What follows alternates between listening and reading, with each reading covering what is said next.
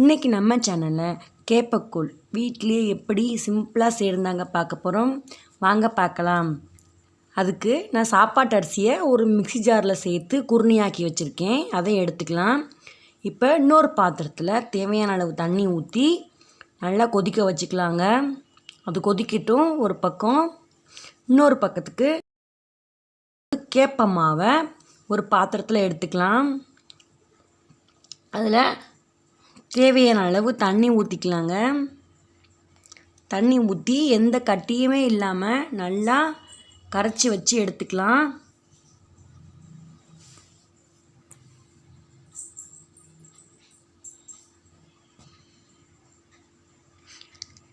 கரைச்சாச்சு. இப்போ தேவையான அளவு உப்பு சேர்த்துக்கலாங்க.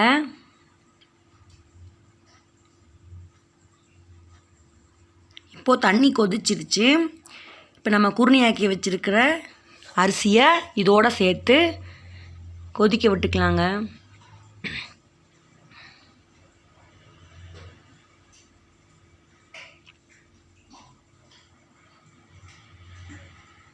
கிண்டிக்கலாம். பார்த்திங்கன்னா நல்லா வெந்துருச்சு. இப்போ வெந்த குருணை அரிசியில் நம்ம கலக்கி வச்சுருக்கிற கேப்ப மாவை தண்ணியை இதோடு கலந்துக்கலாம். இன்னும் கொஞ்சமாக தண்ணி ஊற்றிக்கலாங்க. ஊற்றிட்டாச்சு. இப்போ எந்த ஒரு கட்டியுமே இல்லாமல் நல்லா கிண்டி விட்டுக்கலாம்.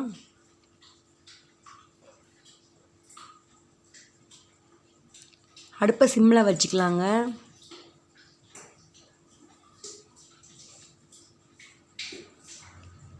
இப்போது நல்லா மிக்ஸ் பண்ணியாச்சு. ஊட தண்ணி தேவைப்பட்டால் கூட ஊற்றிக்கலாம். ஒரு நிமிஷத்துக்கு ஒருக்கா கிண்டுங்க, இல்லைன்னா அடி பிடிச்சிரும். நல்லா வெந்துருச்சு. நல்லா கலர் மாறிடுச்சு. அவ்வளோதாங்க, ரெடி ஆயிடுச்சு.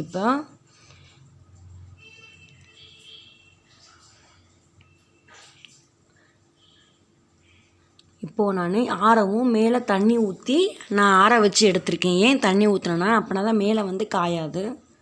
இப்போ ஒரு பாத்திரத்தில் தேவையான அளவு கேப்ப மாவும் எடுத்துக்கலாம். நமக்கு எப்பப்போ எவ்வளோ தேவையோ அப்பப்போ யூஸ் பண்ணிக்கலாம். இது கலக்கிறதுக்கு நீச்சல் தண்ணியோ மோரோ எதுவுமே தேவையில்லை. தேவையான அளவு தண்ணி ஊற்றி கரைச்சிக்கலாம்.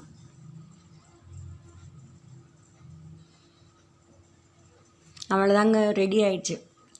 ஈஸியாக செய்யலாம் வீட்டிலே. இதே மாதிரி உங்கள் வீட்டில் செஞ்சு பாருங்கள். தேங்க்யூ.